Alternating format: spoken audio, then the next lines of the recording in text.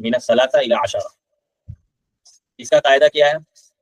اس کا قاعدہ یہ ہے مخالف قیاس. مخالف قیاس یعنی اگر معدود میسکولین ہے تو عدد کو کیا لائیں گے ہم؟ فیمینین. اور اگر معدود فیمینین ہے تو عدد کو کیا لائیں گے؟ میسکولین. خلاف قیاس سمجھ میں آیا؟ معدود اگر مذکر ورڈ ہے، معدود اگر جیسے رجل مذکر ورڈ ہے، کتاب یہ مذکر ورڈ ہے، تو ہم عدد کو جو ذکر کریں گے وہ فیمینین کے طور پہ ذکر کریں گے. مجھے کہنا ہوگا تین مرد. یہ جو آپ نے ثلاثۃ یاد کیا وہ فیمینین ہے. ثلاثۃ رجال.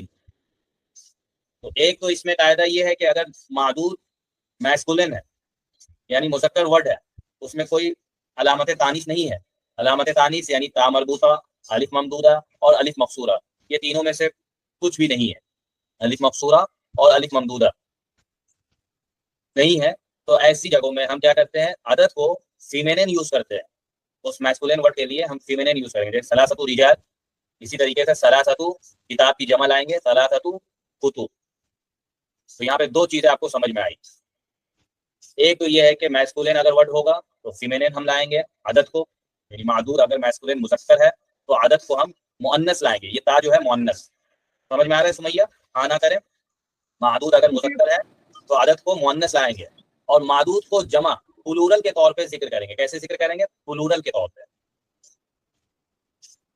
اور پھر ایک چیز اور ہے کہ اسے ہم دو زیر دے دیں گے. کیا دیں گے؟